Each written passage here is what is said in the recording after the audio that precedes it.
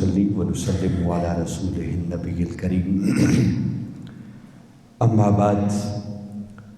فاعوذ باللہ من الشیطان الرجیم بسم اللہ الرحمن الرحیم قال اللہ تبارک و تعالی فی القرآن المجید انما المؤمنون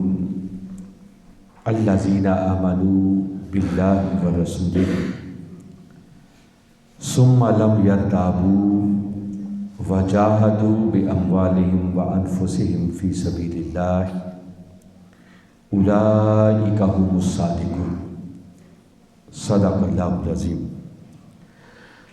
معزز حاضرین و سامعین، اللہ رب العزت کا بے پایاں فضل و احسان ہے کہ جس نے اپنی توفیق خاص اور حضور نبی اکرم صلی اللہ علیہ وآلہ وسلم کے نالین مبارک کے تصدق سے ہمیں ایک مرتبہ پھر اپنی بارگاہ میں حاضر ہونے کی توفیق عطا فرمائے۔ دعا ہے کہ اللہ رب العزت ہماری اس حاضری کو قبول فرمائے۔ ہماری سلسلہ وار گفتگو ایمان کے حوالے سے چل رہی تھی کہ اللہ کے ولی وہ ہوتے ہیں جن میں بنیادی طور پر دو خوبیاں پائی جاتی ہیں، الذین آمنوا وکانوا یتقون۔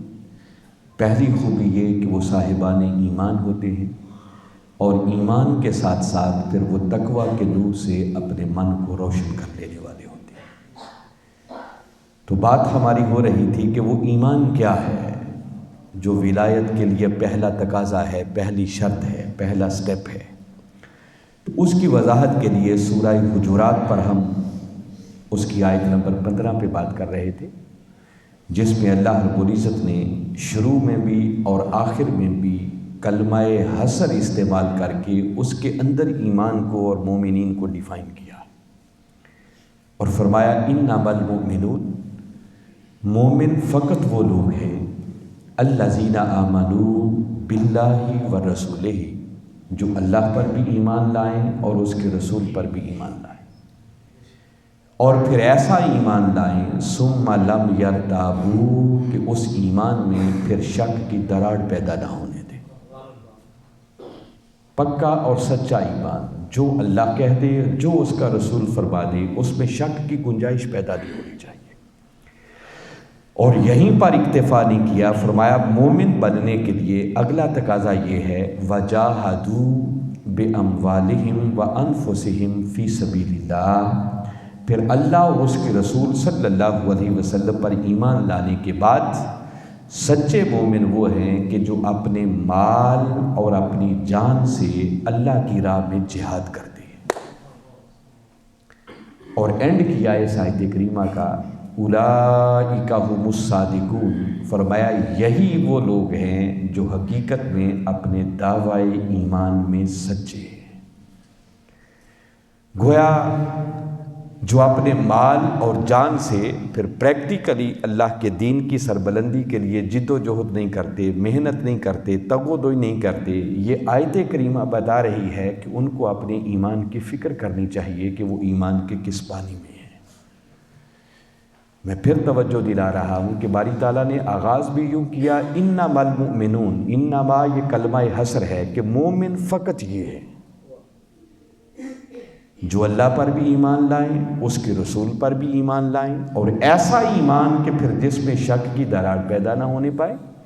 اور اس ایمان کے بعد پھر پریکٹیکلی اپنے عمل سے اس کا ثبوت یہ فراہم کریں کہ پھر اپنے مال اور اپنی جان سے اللہ کی راہ میں جہاد کریں۔ جہاد کا لفظ جہد سے نکلا ہے۔ جہد کا معنی ہوتا ہے تگ و دو کرنا، کوشش کرنا، ایفرٹ کرنا، محنت کرنا، مگر سوال پیدا ہوتا ہے کہ وہ جد و جہد، وہ تگ و دو، وہ محنت، وہ کوشش فار واٹ، کس کے لیے؟ اس کا ایک ہی جواب ہے کہ وہ محنت، وہ کوشش اور وہ تگ و دو اللہ کے دین کی سربلندی کے لیے، اللہ کے دین کے غلبہ کے لیے، چونکہ اللہ کا منشا یہ ہے کہ وہ دین جو اس نے انسانوں کو زندگی گزارنے کے لیے فراہم کیا ہے، وہ چاہتا ہے کہ یہ دنیا کے سب باطل نظاموں پر غالب آئے، اور اس مقصد کے لیے اس نے اپنے محبوب مکرم صلی اللہ علیہ وسلم کو بھیجا اور فرمایا هو الذی ارسل رسولہ بالہدی ودین الحق لیظہرہ علی الدین کلہ۔ فرمایا اللہ وہ ہے جس نے اپنے رسول مکرم صلی اللہ علیہ وسلم کو ہدایت اور دین حق کے ساتھ بھیجا، اور بھیجا اس لیے لیظہرہ علی الدین کلہ، تاکہ اس کا یہ رسول اس دین حق کو دنیا کے سب باطل نظاموں پر غالب کر دے۔ تو یہ اللہ کا منشا بھی ہے اور تاجدار کائنات صلی اللہ علیہ وسلم کی بعثت کا مقصد اولین بھی ہے، وہ دین کا غلبہ ہے۔ اور یہ ہو نہیں سکتا کہ کوئی ولی ہو، اللہ اسے اپنی دوستی کے لیے، محبت کے لیے چنے اور وہ اللہ کے دین کا مددگار نہ ہو۔ میں نے بتایا کہ ولی کا ایک معنی مددگار ہوتا ہے، اور جب ولی کا معنی اس مددگار کی سینس میں لیں گے تو ولی اللہ کی کیا مدد کرتا ہے، اس کے رسول کی کیا مدد کرتا ہے، کہ وہ جو اللہ کا منشا ہے اور جس مقصد کے لیے اللہ نے اپنے رسول کو بھیجا ہے، اللہ کا ولی اس دین کی سربلندی کے لیے اپنے مال اور اپنی جان سے پھر اللہ کی راہ میں جہاد کرتا ہے، جد و جہد کرتا ہے، محنت کرتا ہے، تنگ و دو کرتا ہے۔ تو اس چیز کے بغیر جب ایمان ہی مکمل نہیں ہے تو کوئی ولی کیسے بن سکتا ہے؟ آج کی اس نشست میں چونکہ پہلے 2-3 نشستیں ہماری اسی سبجیکٹ پر ہو چکی ہیں، آج میں اس کی ایک پریکٹیکل مثال دیتا ہوں آپ کو۔ دیکھیے، یہ فروری کا مہینہ ہے، اور فروری کے مہینے کو ایک نسبت اس ہستی کے ساتھ بھی ہے جس ہستی سے ہم نے اسی منبر پر بیٹھ کر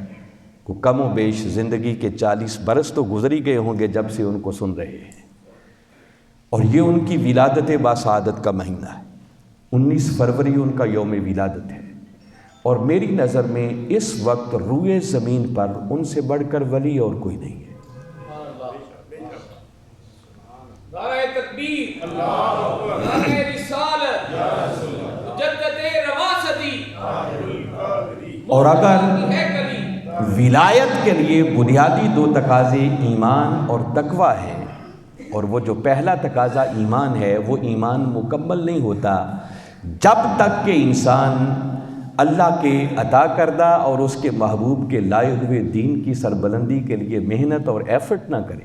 اگر اس کے بغیر ایمان مکمل نہیں ہے، اس زاویہ نگاہ سے اگر ہم موجودہ اس دور میں اس امت کے سب سے بڑے ولی کے کردار کو اگر دیکھیں تو میں سمجھتا ہوں اللہ نے ان کو پیدا ہی اس صدی کے اندر اس دین کی سربلندی کے لیے کیا۔ اور اگر میں یہ جملہ کہوں تو شاید بھیجا نہ ہوگا، میں تو اس کو پورے ایمان اور یقین کے ساتھ جو سمجھتا ہوں وہ کہہ رہا ہوں کہ اس وقت روئے زمین پر، دیکھیے میں بڑی ذمہ داری سے اور بڑے انشراح صدر کے ساتھ یہ بات کر رہا ہوں، میں کوئی خطابی جملہ نہیں کہہ رہا، میں سوچ سمجھ کے کہہ رہا ہوں کہ میں کیا کہہ رہا ہوں۔ میری طالب علمانہ سوچ کے مطابق جو اللہ نے مجھے سمجھ دی ہے، اس وقت روئے زمین پر اگر حقیقی معنوں میں کملی والے آقا صلی اللہ علیہ وسلم کے لائے ہوئے دین کی سربلندی کے لیے کوئی تحریک کام کر رہی ہے تو اس تحریک کا نام تحریک منہاج القرآن ہے، اور کوئی قیادت صحیح معنوں میں کام کر رہی ہے تو اس قیادت کا نام ہے ڈاکٹر محمد طاہر القادری۔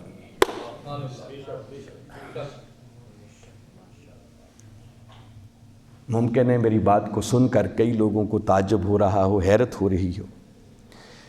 یہ تو منہاج القرآن کا مرکز ہے، یہاں موسٹلی لوگ وہی آتے ہیں جو منہاج القرآن سے محبت کرنے والے ہیں، تو آپ تو میری بات سن کر یقیناً خوش ہوں گے۔ ہو سکتا ہے یہی بات اگر میں کسی عوامی اجتماع میں کروں تو لوگ میری دماغی کیفیت پر بھی شک کرنے لگے کہ یہ بندہ کیا کہہ رہا ہے، اور میں ان پوری باتوں کا احساس کر رہا ہوں، اور میں بڑے سوچ سمجھ کے کہہ رہا ہوں کہ میں نے کیا کہا ہے،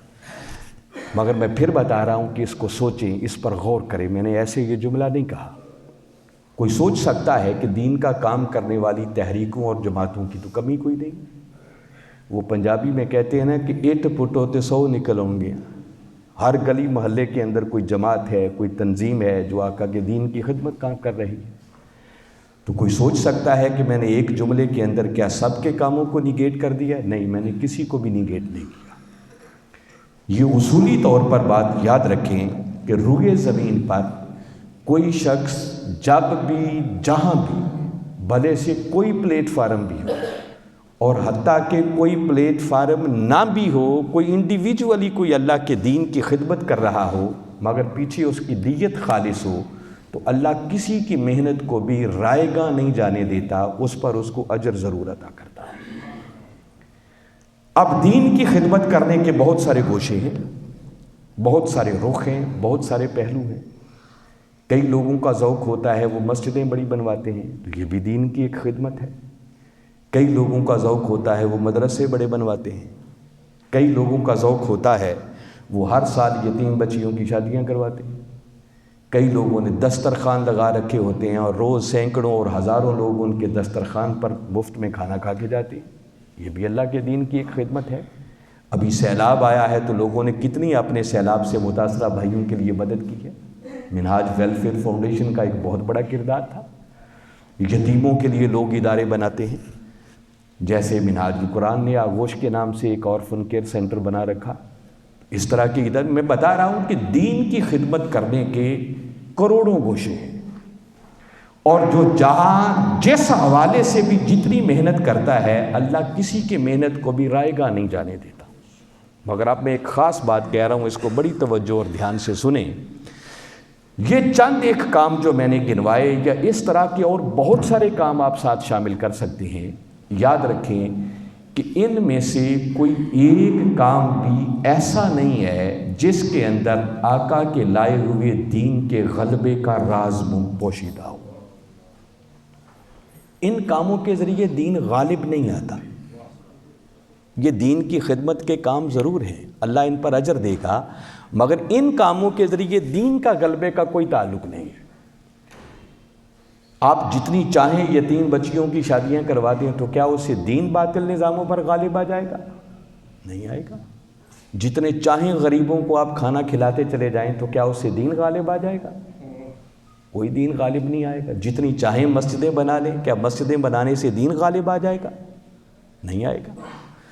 تو آپ پوچھیں گے دین غالب کیسے آتا ہے؟ جو اللہ کا منشا ہے، جس کے لیے اس نے اپنے محبوب مکرم صلی اللہ علیہ وسلم کو بھیجا، تو یاد رکھیں دین کے غلبہ کے لیے ایک فکر چاہیے،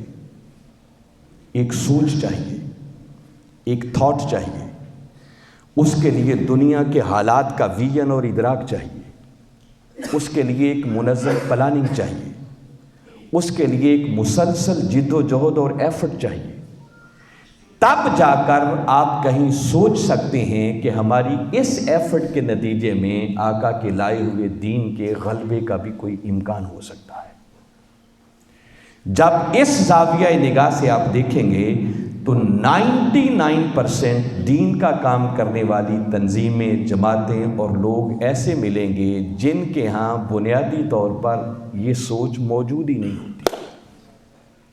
ان کا اس چیز سے تعلق نہیں ہوتا۔ وہ ایک نیکی کا کام سمجھ کے مختلف دین کے گوشوں میں کام کر رہے ہوتے۔ اللہ ان کو اجر دے گا۔ میں پھر بتا رہا ہوں کہ وہ کام بھی اجر سے محروم نہیں ہوں گے، اللہ ان پر بھی ان کو اجر عطا کرے گا، مگر ان کاموں کے ذریعے دین کے غلبے کا کوئی تعلق نہیں ہے۔ اور پھر چند ایک جو میں نے 1% کی گنجائش رکھی، کوئی ایسی تنظیمیں اور جماعتیں اگر آپ کو نظر بھی آئیں یا ان کی قیادتیں نظر آئیں جو دین کے غلبے کی بات کر رہے ہوں اور انقلاب کی بات کر رہے ہوں، اور اس پہلو پہ ان کی کوشش ہو کہ دین باطل نظاموں پر غالب آئے، تو میں ایک دعوت فکر دے رہا ہوں کہ ایسی 5-7 قیادتیں یا کوئی ایسی تنظیمیں اور جماعتیں ہوں تو یہ چند چیزیں جو میں نے گنی ہیں، کبھی ان پر انالیسز کریں ان کا کہ یہ بندہ جو دین کے غلبے کی بات کر رہا ہے، اس کے پاس دنیا کے حالات کا ویژن اور ادراک کتنا ہے، اس کے پاس اس دین کو باطل نظاموں پر غالب کرنے کے لیے منظم پلاننگ کتنی ہے، اس کے لیے اب تک اس نے کتنی منظم جد و جہد اور ایفرٹ کی ہے، اس کے لیے وسائل کتنے ہیں اس کے پاس، اب تک اس نے کیا کیا ہے۔ صرف ان چند چیزوں پر آپ انالیسز کریں گے نا تو جسے کہتے ہیں دودھ کا دودھ اور پانی کا پانی، ہر چیز نکھر کے سامنے آ جائے گی۔ اور ان میں سے بھی اکثر ایسی قیادتیں آپ کو ملیں گی جو اپنے ارد گرد کے حالات سے متاثر ہو کر حادثاتی طور پر لیڈر بن گئے۔ انہوں نے دیکھا کہ نعرہ بڑا اچھا ہے، ہمیں بھی یہی نعرہ لگانا چاہیے، انقلاب کا نعرہ لگا دیا، مگر خالی نعرے لگانے سے تو دین غالب نہیں آتا۔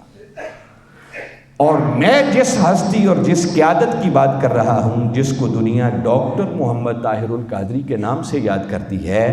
یاد رکھیں طاہر القادری کوئی حادثاتی لیڈر نہیں ہے۔ یہ بہت ساری باتیں آپ کو یاد ہوں گی، میں تو صرف ریمائنڈ کروا رہا ہوں۔ ڈاکٹر طاہر القادری ابھی پیدا بھی نہیں ہوئے تھے کہ ان کی ولادت سے بھی قبل ان کے والد گرامی حضرت ڈاکٹر فرید الدین قادری رحمۃ اللہ تعالی علیہ نے حرم پاک کے اندر مقام ملتزم پر کھڑے ہو کر خانہ کعبہ کے غلاف کو تھام کر اللہ کی بارگاہ میں دعا کی تھی کہ مولا ایک ایسا بیٹا عطا کر جو تیرے دین کی، تیرے محبوب کے لائے ہوئے دین کی سربلندی کے لیے ایسی محنت کرے کہ دین کا جھنڈا پھر پوری دنیا پر لہرا جائے۔ پھر یہ دعا قبول ہوئی، اور اس دعا کی قبولیت کے نتیجے میں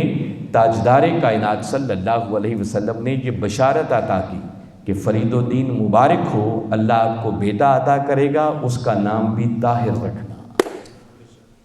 تو میں بتا رہا ہوں کہ وہ کوئی حادثاتی طور پر لیڈر نہیں بنے، اللہ نے پیدا ہی ان کو اس مقصد کے لیے کیا تھا۔ اور میں ابھی جو بات بتا رہا تھا کہ باقی سارے بھی دین کے کام ہیں، مگر ان کاموں کے ذریعے دین کے غلبے کا کوئی تعلق نہیں ہے۔ اس کا حصہ ضرور ہیں، کہیں نہ کہیں اس کے لیے یہ رول پلے کرتے ہیں، مگر فائنلی ان کاموں کے ذریعے دین غالب نہیں آتا۔ اس چیز کو اگر سمجھنا ہو تو میں قرآن پاک کی ایک آیت آپ کو سناتا ہوں۔ اس وقت سورہ توبہ میرے سامنے ہے، اور اس سورہ توبہ کی آیت نمبر 19 ہے۔ باری تعالیٰ نے ارشاد فرمایا اجعلتم سقایۃ الحاج و امارت المسجد الحرام کمن آمن باللہ والیوم الآخر وجاہد فی سبیل اللہ لا یستوون عند اللہ واللہ لا یہدی القوم الظالمین۔ اب ذرا غور سے سنیں باری تعالیٰ نے کیا بات فرمائی ہے۔ سوالیہ انداز میں پوچھا ہے اجعلتم سقایۃ الحاج، فرمایا کیا تم نے حاجیوں کے پانی پلانے کے عمل کو، دیکھیں معمولی عمل نہیں ہے، کن کو پانی پلانا ہے؟ حاجیوں کو، حاجیوں کو پانی پلانے کے عمل، و امارت المسجد الحرامی، اور مسجد حرام کی آبادی و مرمت کا بندوبست کرنے کے عمل کو اس شخص کے عمل کی مانند سمجھ لیا ہے کمن آمن باللہ والیوم الآخر، جو اللہ پر بھی ایمان لایا، آخرت کے دن پر بھی ایمان لایا، اور ساتھ فرمایا وجاہد فی سبیل اللہ، اور پھر اس نے اللہ کے دین کی سربلندی کے لیے جہاد کیا۔ فرمایا کیا وہ شخص جو ایمان کے بعد اللہ اور اس کے رسول کے عطا کردہ دین کے غلبہ کے لیے محنت کرتا ہے، جد و جہد کرتا ہے، جہاد کرتا ہے، ایفرٹ کرتا ہے، فرمایا کیا تم نے اس جیسا سمجھ لیا ان کو جو صرف حاجیوں کو پانی پلانے کا کام کرتا ہے، جو صرف مسجد حرام کی آبادی اور اس کے بندوبست کے لیے محنت کرتا ہے، تو کرتا ہے؟ کیا ان کاموں کو تم نے ان کی مانند بنا دیا ہے جو اللہ کی راہ میں دین کی سربلندی کے لیے جہاد کرتے ہیں؟ آگے فرمایا لا یستوون عند اللہ، یاد رکھو ایسے لوگ کبھی اللہ کے نزدیک برابر نہیں ہو سکتے۔ واللہ لا یہدی القوم الظالمین، اور اللہ ظالم قوم کو کبھی ہدایت عطا نہیں کرتا۔ تو فرمایا کہ عام روٹین کے کام کو، غریبوں کا کھانا کھلا لینا، بچیوں کی شادی کروا دینا، یہ تو چھوٹی باتیں ہیں۔ حاجیوں کو پانی پلانے کا عمل اور مسجد حرام کی آبادی، اپنے علاقے کی مسجد بنانا کچھ اور بات ہے، اور مسجد حرام کی آبادی اور اس کی مرمت کے لیے بندوبست کرنا، یہ اس سے بڑا اونچا کام کیا ہو سکتا ہے؟ فرمایا کیا ان کاموں کو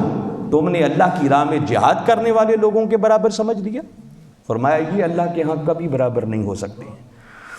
اگلی آیت میں پھر فرمایا الذین آمنوا وہاجروا وجاہدوا فی سبیل اللہ باموالہم وانفسہم اعظم درجۃ عند اللہ، فرمایا وہ لوگ جو ایمان لائے، جنہوں نے ہجرت کی اور پھر اللہ کی راہ میں اپنے مال اور اپنی جان سے جہاد کیا، فرمایا اعظم درجۃ عند اللہ، اللہ کے نزدیک ان کے لیے بڑے بلند درجات ہیں۔ باقی کام کرنے والے ان کا مقابلہ نہیں کر سکتے۔ اور حسر کے انداز میں آگے فرمایا وَأُولَئِكَ هُمُ الْفَائِزُونَ، اور حقیقت میں کامیابی سے ہمکنار ہونے والے یہی خوش نصیب ہیں۔ پھر ان کے لیے باری تعالیٰ نے اگلی آیت میں فرمایا یبشرہم ربہم برحمت منہ، ایسے لوگوں کو اللہ تعالیٰ اپنی طرف سے بشارتیں عطا کرتا ہے رحمت کی، ورضوان، اور اپنی رضا کی، وجنات لہم فیہا نعیم مقیم، اور جنتوں کی باغات کی جن کے اندر پھر وہ دائمی نعمتوں کے ساتھ ہمیشہ ہمیشہ رہیں گے، خالدین فیہا ابدا، یعنی دائمی نعمتیں بھی ہوں گی اور وہ ان جنتوں میں پھر ہمیشہ ہمیشہ کے لیے رہیں گے۔ ان اللہ عندہ اجر عظیم، بے شک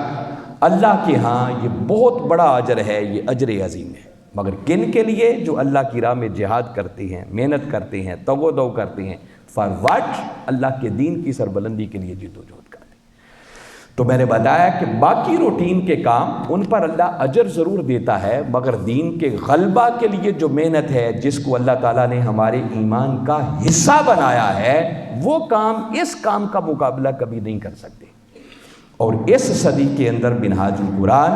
اور ڈاکٹر طاہر القادری در حقیقت آقا کے اسی لائے ہوئے دین کی سربلندی کے لیے محنت کرتے ہیں، اور تحریک منہاج القرآن کا الٹیمیٹ گول، مقصد، منزل وہ آقا کے دین کی سربلندی ہے، اور ڈاکٹر طاہر القادری کو اپنی منزل اس دن ملے گی جس دن امت مسلمہ کی تقدیر کے فیصلے گنبد خضرا کے سائے پہ ہوا کرے۔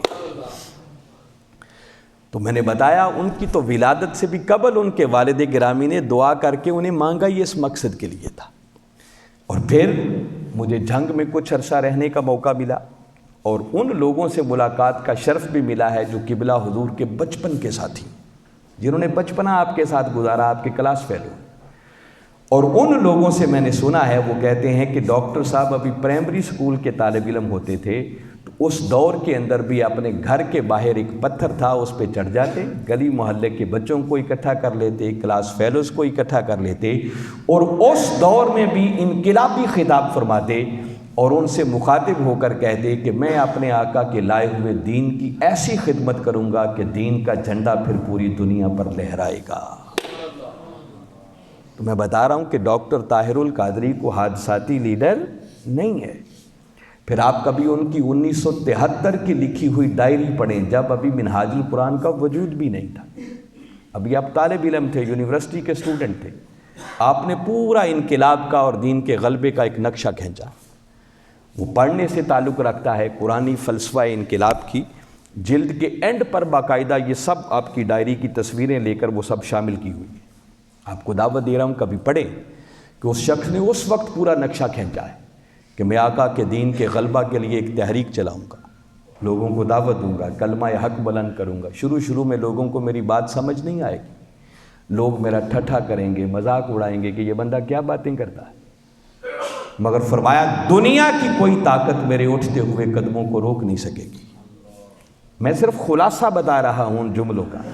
پھر ایک وقت آئے گا جب لوگوں کو میری بات سمجھ آنا شروع ہو جائے گی۔ جانتا ہوں کہ یہ قربانیوں کا راستہ ہے، اس کے لیے خون چاہیے، کسی قسم کی قربانی سے دریغ نہیں کیا جائے گا، اور انشاءاللہ وہ وقت آئے گا جب اس دھرتی پر مصطفی انقلاب کا سویرا طلوع ہو کر رہے گا۔ مجھے یاد پڑتا ہے، ہم یہ 80s کے اواخر کی بات بتا رہا ہوں، جامعہ اسلامیہ منہاج القرآن اسی مسجد کے نیچے وہ صوفہ بلاک ہوتا تھا جہاں ہماری کلاسیں ہوتی تھی، تو آپ کی مصروفیات بڑی بڑھ چکی تھی، پھر باقاعدہ کلاسیں نہیں لیتے تھے، تو مہینے کے بعد کبھی سارے طلباء کو اکٹھا کر کے تو آپ لیکچر دیتے، اور اس وقت بھی 80s کے اواخر کی بات بتا رہا ہوں، پاکستان کے باہر ابھی کسی ملک میں منہاج القرآن کا کوئی سینٹر قائم نہیں تھا،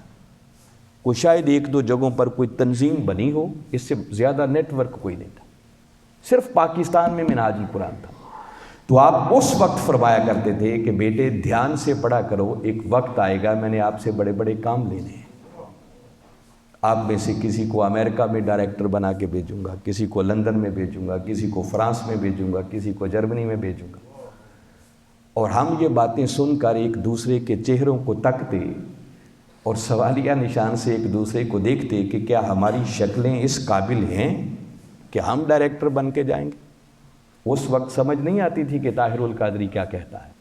مگر آج وقت نے ثابت کر دیا ہے کہ 100 سے زیادہ ممالک کے اندر وہ جنگ سے جنم لینے والا نوجوان اپنا تنظیمی نیٹ ورک قائم کر چکا ہے، اور اتنے عظیم الشان اسلامک سینٹر بن گئے ہیں کہ اب یو کے جیسے ملک کے اندر بریڈ فورڈ شائر میں 5 ایکڑ رقبے پر باقاعدہ اسلامک سینٹر کا کام شروع ہو چکا ہے، اور وہ پورے یورپ کا سب سے بڑا اسلامک سینٹر ہوگا۔ اس پر باقاعدہ حکومت نے ان کو ایک ایوارڈ اور شیلڈ بھی دے دی ہے پہلے، ابھی وہ پورا تکمیل کو بھی نہیں پہنچا۔ لندن مرکز وہ سینما ہال تھا جسے خرید کر اسلامک سینٹر بنا دیا۔ کینیڈا کے اندر سکھوں کا گردوارہ تھا جسے خرید کر اسلامک سینٹر بنا دیا۔ آپ ڈنمارک چلے جائیں، ناروے چلے جائیں، فرانس جائیں، جرمنی جائیں، اسپین جائیں، اٹلی جائیں، ہالینڈ جائیں، یونان جائیں، یو کے میں چلے جائیں، ادھر امریکہ کینیڈا میں چلے جائیں، میں بتاؤں 100 سے زیادہ ملکوں کے اندر نیٹ ورک ہے۔ جس ملک میں جائیں گے ایک سے بھی زیادہ کئی ممالک میں درجنوں اسلامک سینٹر اور عظیم الشان اسلامک سینٹر ملیں گے، جہاں سینکڑوں کی تعداد میں ڈاکٹر صاحب کے شاگرد ایز اے ڈائریکٹر اسلام کے نمائندے بن کر وہاں خدمات انجام دے رہے ہیں۔ اور میں یہ جتنی باتیں بتا رہا ہوں یہ کوئی سنی سنائی نہیں بتا رہا، یہ اپنی آنکھوں دیکھی بتا رہا۔ مجھ جیسا شخص، نکما سا شخص جو نہ 3 میں ہے نہ 13 میں ہے، تحدیث نعمت کے طور پر اس بات کے یقین کے لیے بتا رہا ہوں کہ منہاج القرآن کے پلیٹ فارم سے کم و بیش 35 ممالک تو میں خود وزٹ کر چکا ہوں۔ تو یہ آنکھوں دیکھی باتیں آپ کو میں بتا رہا ہوں۔ یہ آقا کے دین کی سربلندی کے لیے سب کچھ ہو رہا ہے، اور جو صدی کا مجدد ہوتا ہے نا، یاد رکھیں وہ اللہ اور اس کے رسول کا نمائندہ ہوتا ہے۔ انبیاء کا دروازہ بند ہو گیا، نبی اب کوئی نہیں آئے گا قیامت تک، مگر جب بھی ضرورت پڑے گی تو اللہ اپنے محبوب مکرم صلی اللہ علیہ وسلم کی امت کے اندر پھر کسی نہ کسی مرد کلندر کو بھیجے گا جو آقا صلی اللہ علیہ وسلم کے نقش قدم پر چلتے ہوئے پھر آقا کے دین کی سربلندی کے لیے محنت کرے گا، ایفرٹ کرے گا، جد و جہد کرے گا، اور اس کے نتیجے میں دین اور امت پر آنے والا زوال پھر عروج میں بدلے گا۔ تو یہ میں بتا رہا تھا کہ اس صدی کے اندر آقا کے لائے ہوئے دین کے غلبہ کے لیے کوئی تحریک اور کوئی قیادت اگر صحیح معنوں میں کام کر رہی ہے تو اس تحریک کا نام ہے تحریک منہاج القرآن، اور اس قیادت کا نام ہے ڈاکٹر محمد طاہر القادری۔ اور یاد رکھیں ایسے لوگ روز روز پیدا نہیں ہوتے، صدیوں بعد ایسے لوگ پیدا ہوا کرتے۔ اور واللہ یہ میں بتا رہا ہوں، میری باتوں کو ایسی تقریریں سمجھ کے نہیں سنیں، میں خاص باتیں کہہ رہا ہوں۔ اس فتنوں کے دور کے اندر جہاں ہر طرف فتنے ہیں، منہاج القرآن کی صحبت اور سنگت اور ڈاکٹر طاہر القادری کی صحبت اور رفاقت یہ ایک ایسی کشتی نوح ہے جو اس فتنوں کے دور کے اندر اس کشتی نوح میں سوار ہوگا، اللہ اسے دنیا کے فتنوں سے بھی محفوظ رکھے گا، اسے قبر کے فتنوں سے بھی بچائے گا، اور انشاءاللہ اللہ اسے حشر کے فتنوں سے بھی بچائے گا۔ یہ دین کے غلبہ کے لیے محنت اور جد و جہد یاد رکھیں یہ ہمارے ایمان کا حصہ ہے، اس کے بغیر ایمان مکمل نہیں ہوتا۔ تو ایسی تحریکوں کے ساتھ جڑنا، ایسی قیادتوں کے ساتھ جڑنا جو واقعتاً حقیقت میں آقا کے دین کی سربلندی کا کام کر رہی ہوں، وہ یوں سمجھیں ہمارے ایمان کی تکمیل کا ایک ذریعہ ہے۔ میں آپ سب لوگوں کو دعوت دوں گا، یہ فروری کا مہینہ ہے، آئیں آپ بھی باقاعدہ اس مشن کے حصے دار بنیں، اس کے ممبر بنیں، اس کے رفیق بنیں، ڈاکٹر طاہر القادری کو سنیں، ان کی فکر کو سمجھیں، واللہ ان کی زندگی کا ایک ایک لمحہ وہ آقا کے دین اور آقا کی امت کی سربلندی کے لیے بنے۔ ہم دامن وقت میں اتنی گنجائش نہیں ہے کہ اب باتوں کی تفصیل میں جائیں، انشاءاللہ آئندہ نشستوں میں یہ باتیں ہم جاری رکھیں گے۔ مزید میں عرض کروں گا، بس خوش نصیبی اس شخص کی ہوگی جو اس صدی کے اندر اس تحریک کو جوائن کرے گا، اس مرد کلندر کا دست و بازو بنے گا، اور آقا کے لائے ہوئے دین کی سربلندی کے لیے اپنا کردار ادا کرنے کے لیے حصے دار بن جائے گا اس تحریک کے اندر۔ اور اس صحبت اور سنگت کے صدقے انشاءاللہ میرے مولا نے چاہا تو پھر دنیا بھی سنورے گی، قبر بھی سنورے گی، اور انشاءاللہ حشر بھی سنورے گا۔ اللہ کی بارگاہ میں دعا ہے کہ میں نے جو کچھ کہا صحیح معنوں میں سمجھ کر اس پر ایمان لاتے ہوئے اس کے مطابق عمل کر کے اپنی دنیا اور آخرت کو سنوارنے کی توفیق عطا فرمائے۔ وما علینا الا البلاغ۔